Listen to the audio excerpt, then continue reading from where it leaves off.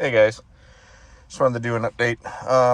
So I was going through some of the footage of the Fiero repairs that we've been doing, and I just noticed there was some that was kind of left out of another episode. So I'm going to kind of compile? Yeah, that's probably the right word. Composite, whatever.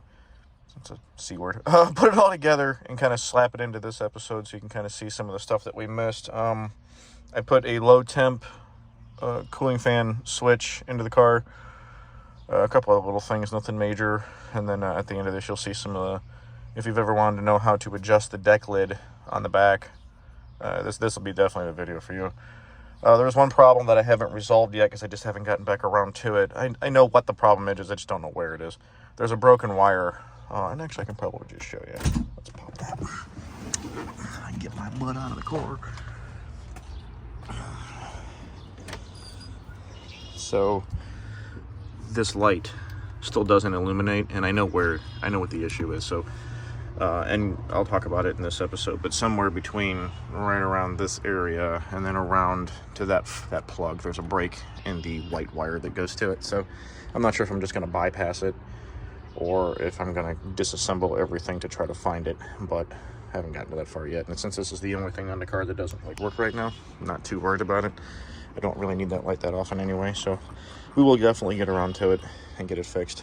I'm not even sure if I want to put this back on, but there was a wire that went here that was retained there, and I think the ground, yeah, there it is. It's right here. There's a ground. I can kind of see it. Tough, maybe. Right there, you can see that tab. This right here is what's left of it. So the wire came up there and then went through here and attached there. All that is an RF heat shield. I believe after 80 or after 87, so 88s, this shield was embedded into the plastic and you didn't have that anymore. I haven't noticed any difference with my radio with it not being there. So God knows when that fell off, but it's long gone now. So yeah, let's get into this video. All right, back on Pegasus. Okay, so I was saying the cooling fan doesn't work. So I use these. Now these are meant for hoses and spark plug wires and stuff like that, but they're really good for getting into areas that you can't reach, like this. I basically grabbed a hold of this connector with these, pinched it, and pulled it straight up. These are great. You can use them for all kinds of connectors and things that they're not designed for, but they work really, really awesome. So now we are going to try to get this fan sensor out of here, which is really, really hard to see. If you can see it right there. It's all the way down there. So we're going into the depths of the intake here and trying not to break any of these, I'm sure, super soft vacuum lines. Yeah, this will be really good stuff right here. Just gotta get that to center on it. And it's not on there. Come on. It's at an angle, that's the problem. Let's see if we can get it out, try again. Maybe we can move these two that I'm sure won't break, like I just heard one snap. I'm sure that's not going to happen again. Well, we're going to be replacing all the vacuum lines on this thing anyway, so yay. There we go. There we go. Yeah, that was General Torque modded up in there too. So let's see if we can get this out. I do have a new one. I think just for good measure, I like to always change the relays for these two for the cooling fans, especially when they're as old as they are. I probably don't want to lose those into the depths of the engine compartment.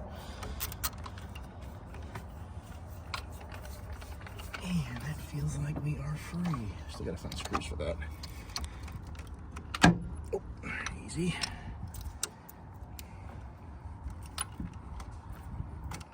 Okay, here's the socket wrench has been excavated. Now we just gotta reach down in there.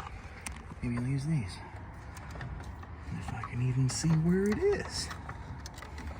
Where did it go? Where are you, little sensor? Oh yeah, it's down there. Come on. Yeah, they put this in the depths of a place it shouldn't be. Look at that. These pliers, I'm telling you, are amazing. There it is. Thermal fan switch. Okay, so I'm sure getting it back in will be just as easy. This one comes on at a much lower temperature. if we can get that to stay in there. Oh, look at that. Beauteous. Now let me go back into the depths. Oh, yeah. This is good times. They couldn't have put this in a better place. All the way down to where you can't see it. We're gonna go real. Kind of want to pull that off. Because you don't want to be forcing threads to catch. You kind of want them to do their own thing. Get as many threads as you can to catch before you start torquing on it, because the brass on this will absolutely strip first. I don't think that actually caught. If it did, it's going in super, super easy. Hey, you know what? It did catch. Good times. Yep, it did. Cool. Just get this snug. You don't have to go cranking. No general torquemada. Maybe it didn't catch. It doesn't feel like it's actually doing anything. Nope, I don't believe it did. Let's see. It did not. Good thing I didn't force it. Come on. Not sure of an easy way to get down in there.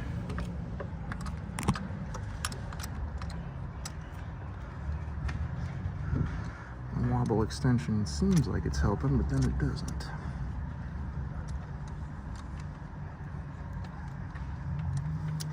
I don't believe that's going in at all. Let's take a look. Better safe than sorry.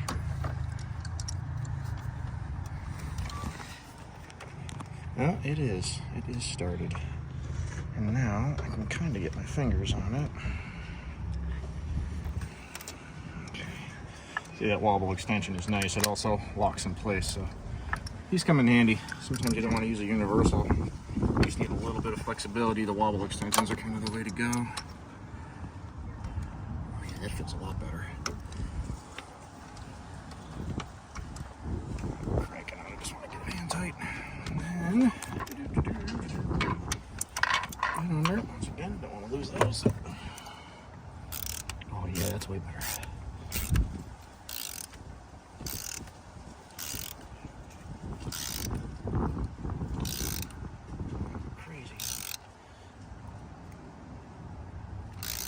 Tight enough to where it won't leak.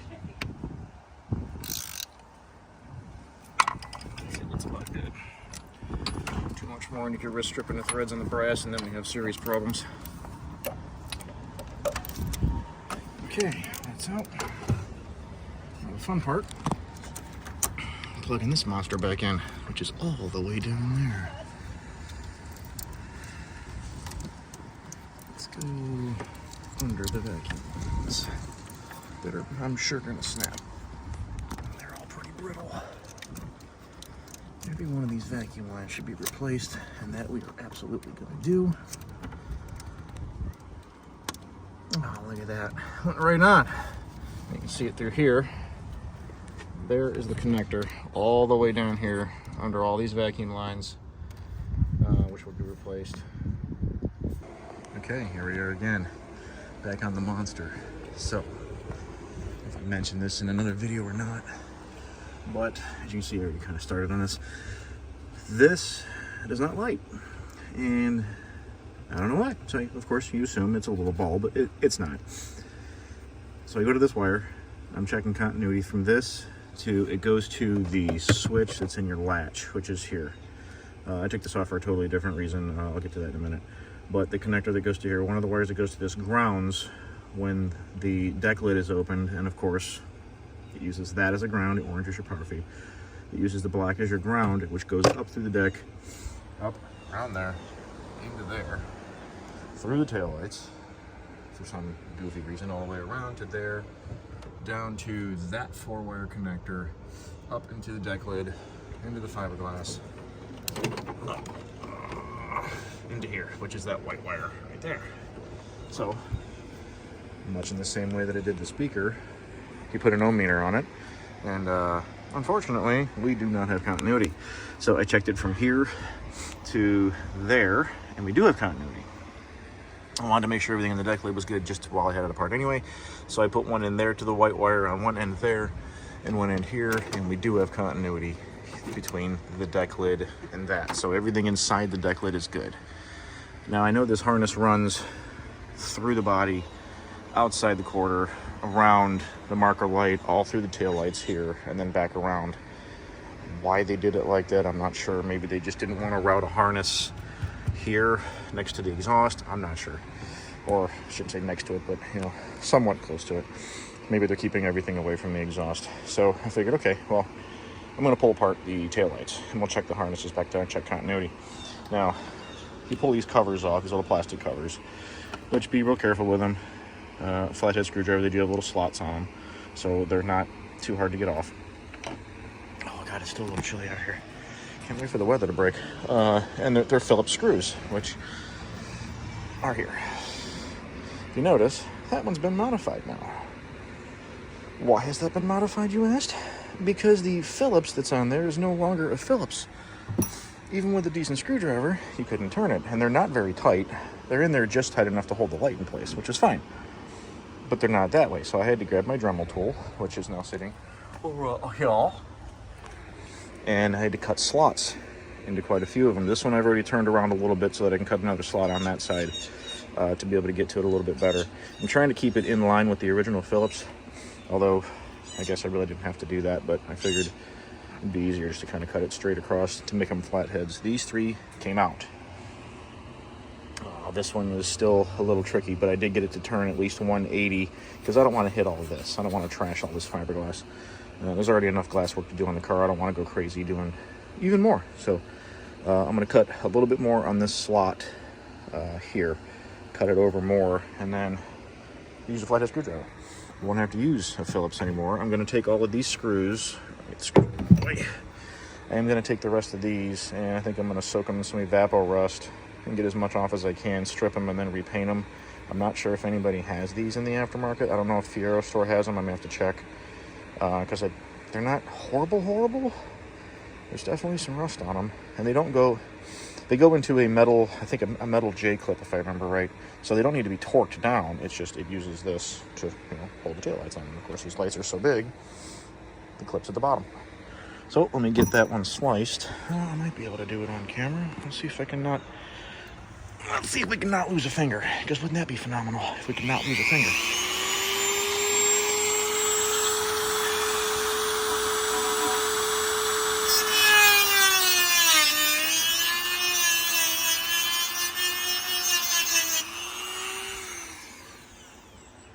That ought to be enough. Set that down right there. Screwdriver, where should I put it? Oh, what are we doing here?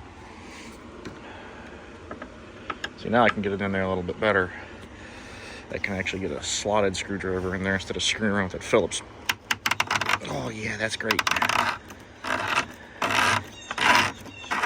Yeah.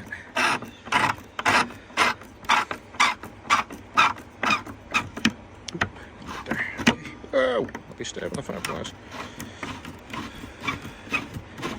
Yeah, there we go. These probably haven't been out in years. Like I said, when I got this car, it had been sitting for quite some time from what I can tell, which is why it's got fairly low miles for its year. Yeah, there we go.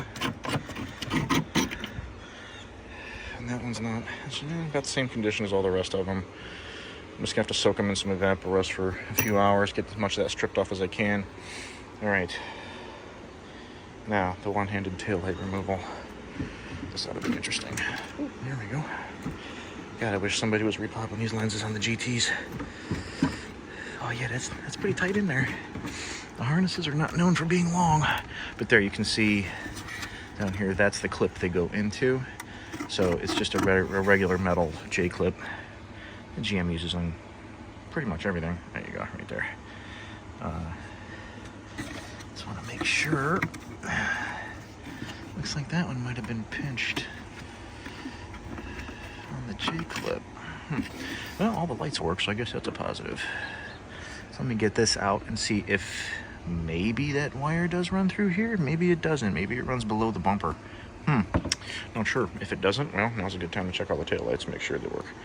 Pretty sure they do. Well, last time I checked the mail did anyway. And I know the Pontiac lighting or lettering lights up, so okay, let's move on to that, and then I'll get into why that's all apart. Okay, so I've been having a problem. The reason this is all apart is because I don't think this is bent. Maybe somebody can tell me if you think it is, but it doesn't look like it. I mean, it's obviously got wear marks on it, but it doesn't look bent to me. The problem that I'm having, I was thinking maybe it was this back corner, is that this switch, which does two things. Turns that light on, which I got a wiring problem with that I'm still working on. And it also turns on your ajar light in your dash. Now, the switch works. I push this up, light goes out, you let it go, light comes on. The problem I'm having is at the very corner, and you're not going to be able to really see it. So I take the switch back off. But that corner is worn down, and it's kind of cut at an angle now, which matches the angle that it keeps hitting this. And it hits it way back here on this downslide. It's almost like this should be in more. So instead of moving this in, because that's a little harder to do, I'm going to space the latch. I'm going to put a couple washers in here and readjust this and see if that goes off, because I am really tired of going down the road and hit a bump and boom, the ajar light comes on even though the deck lid is not open. Now I could probably just buy another switch. I mean, Fiero store does have them, and they are pretty inexpensive for, you know, a switch. $4 or $5, something like that. It's ridiculously cheap.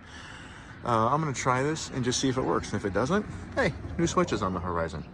So, also got a brake hose to do. And future episode, we're gonna be putting on a washer pump, because this one doesn't work. Which, no surprise, it had a bunch of water in it. It froze, and it said, "Peace out, I'm out." Okay, let's do that. Let's see what happens. Okay, a couple washers are in there, body spacer washers. Flip that thing around. Let's get this tightened up. Ooh, easy, easy. Go a little crazy with the wrench.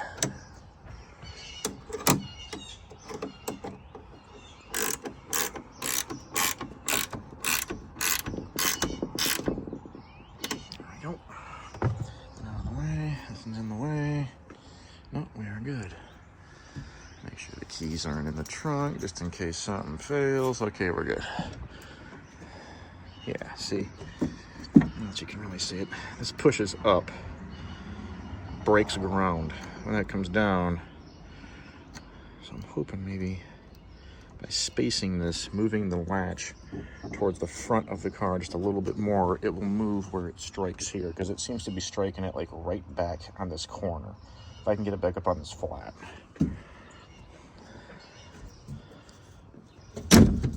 Closes just fine. Latch is just fine. Okay. Well, and here's the surefire way to find out.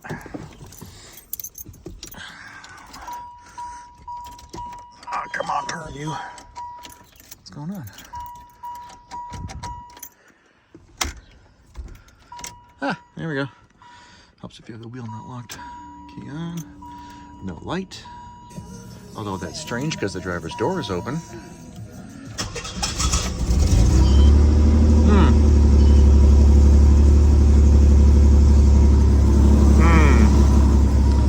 That's interesting.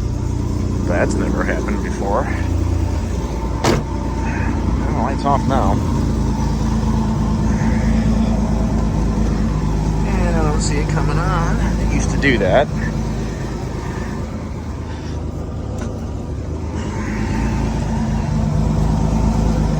And now it is. See it right on the wire. See it. Yeah, see. As I pull up on that switch, the light flashes. Push it. So.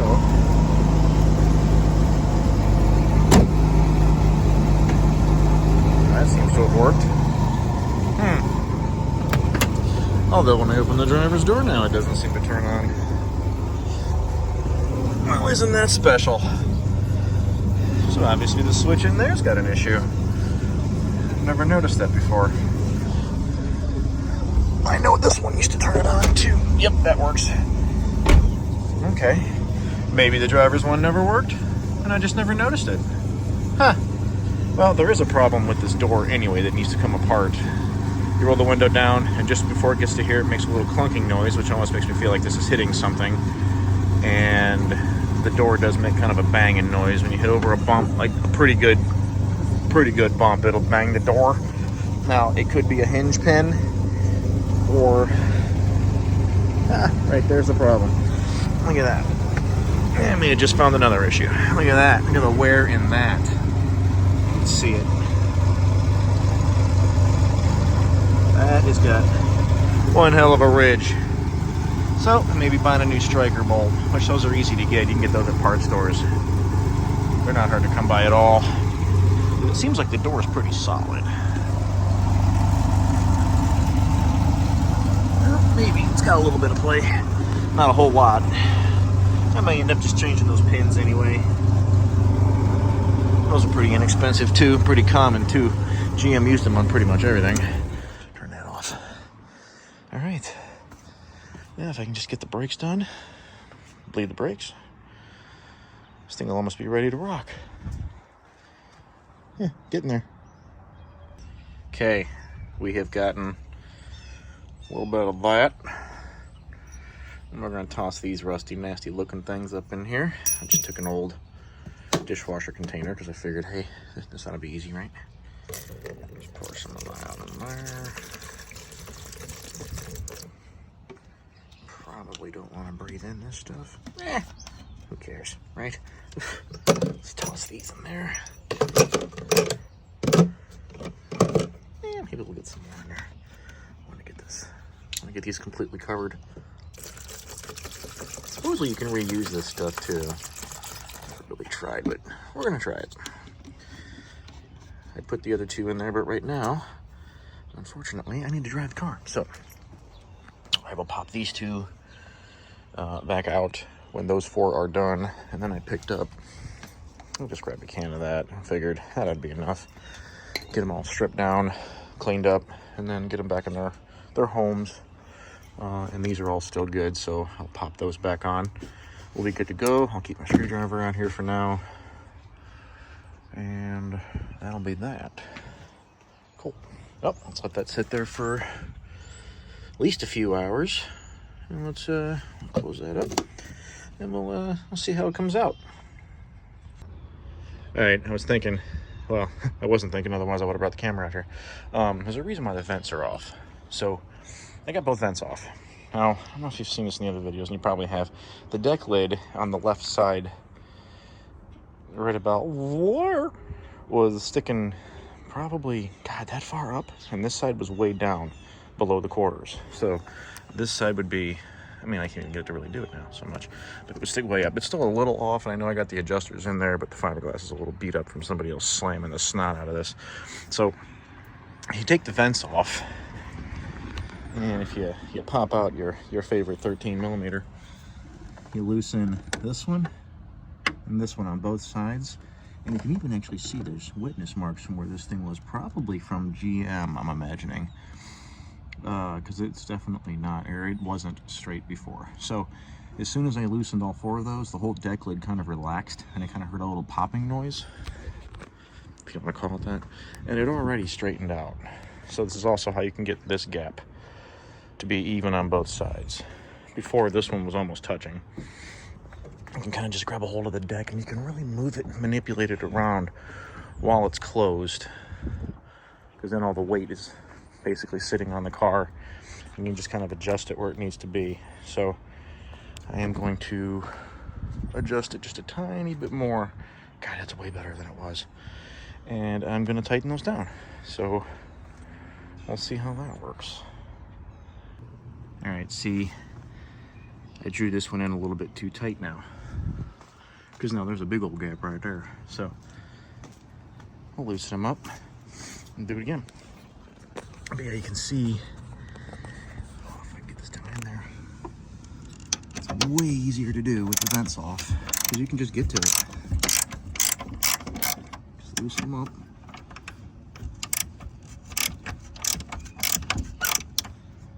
Smash the fiberglass. Not that the paint's in super great shape on here anyway. The car needs to be repainted, which we are going to do. So just by loosening those, should be able to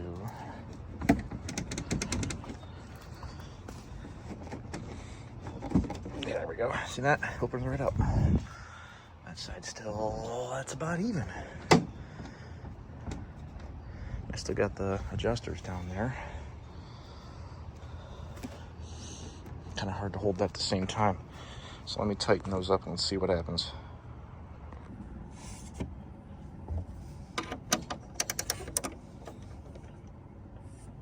Grab a hold of the deck, make sure it doesn't move if I can. Not quite the easiest thing to do.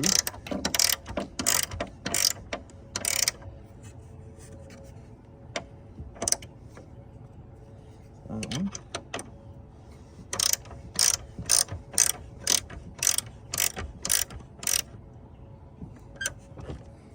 That one. Yep, gap stayed open there. That's better. That's a lot better. Now, let's see. Kind of stay right up there.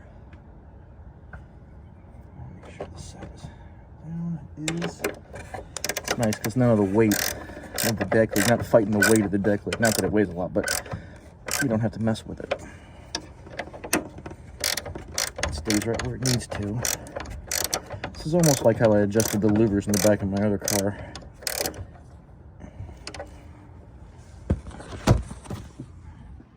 Right there.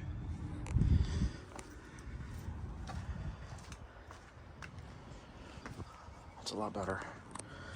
Now, let's pop the trunk.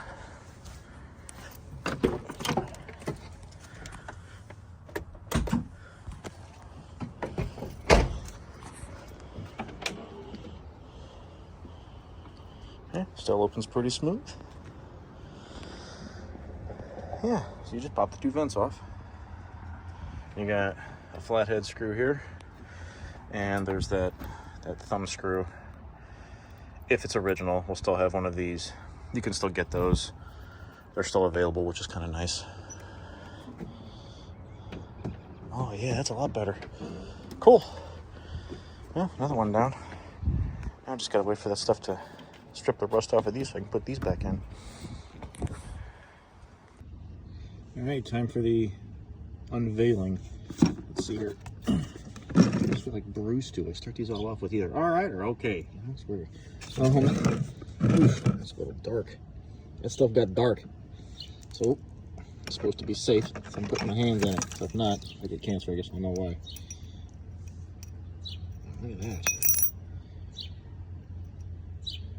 Rust on those at all. Of course, my hands are nasty. Oh, yeah. Okay. It says you can reuse it, so we're going to try to reuse it. It says to, according to the instructions, I'm going to wipe them all off, rinse them down with some water, let them dry, and then you can do whatever you want with them. So I think what I'm going to do is I'm going to do just that. Wow, look at that. These things were completely covered in rust before, and it is gone. So the evapor rust doesn't disappoint. At least so far. I haven't used it on stuff like this before, but let it soak for a little while. It's been in there for a little over a day now. But yeah, there's not a speck of rust anywhere on these. Kind of liking that. So good, I can get these completely cleaned up, rinsed off, get all the stuff off of them. And then I'm going to paint them. Okay. Let's just use the hose. Squeeze. Well, this won't be hard at all, will it? Except I don't want to launch them across the yard.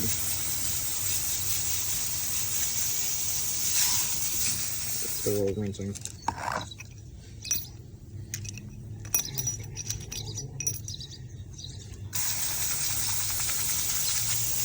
See some of the flakes coming off there.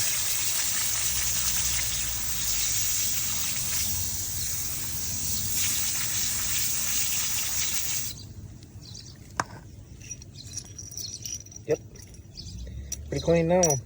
Take those in the house.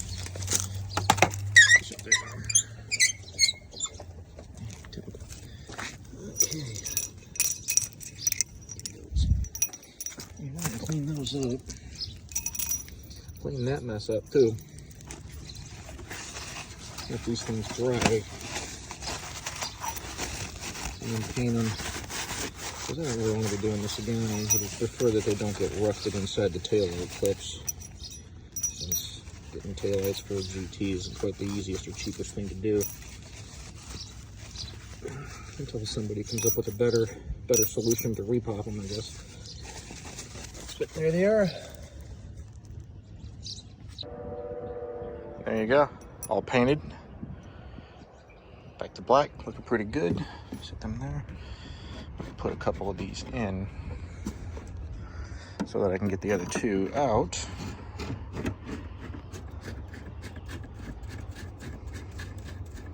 So I can get that one on that one out and get them soaked.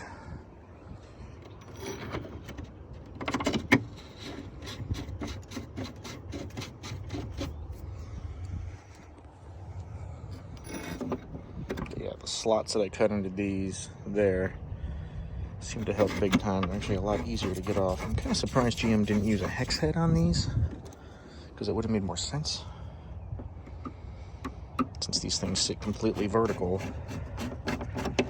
putting a Phillips on there, if water gets sitting in it, it's gonna rust.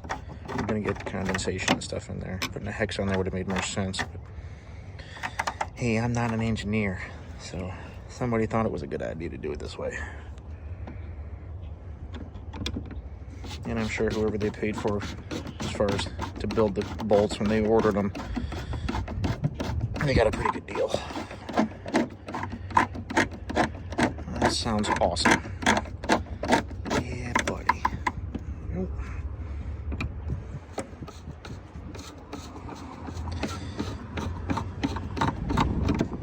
Not sure if these bolts are available or not.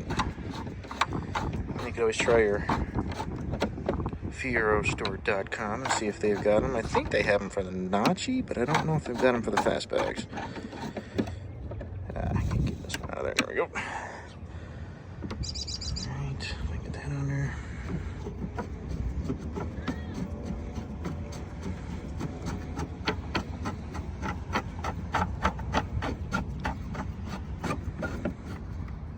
Don't want to go too crazy. Don't need to go torque them out on these either. Oh yeah.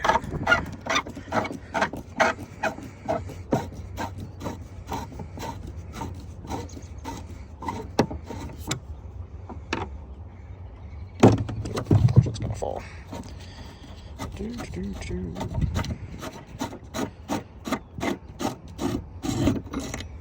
Yeah, look at that.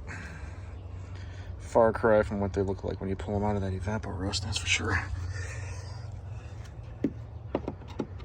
Oh, jeez.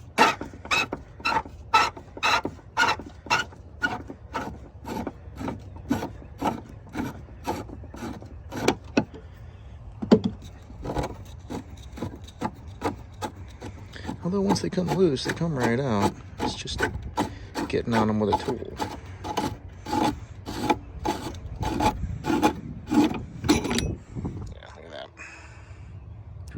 Rough. All right, let's get this out of here. Let's go soak these, and we'll put those two in.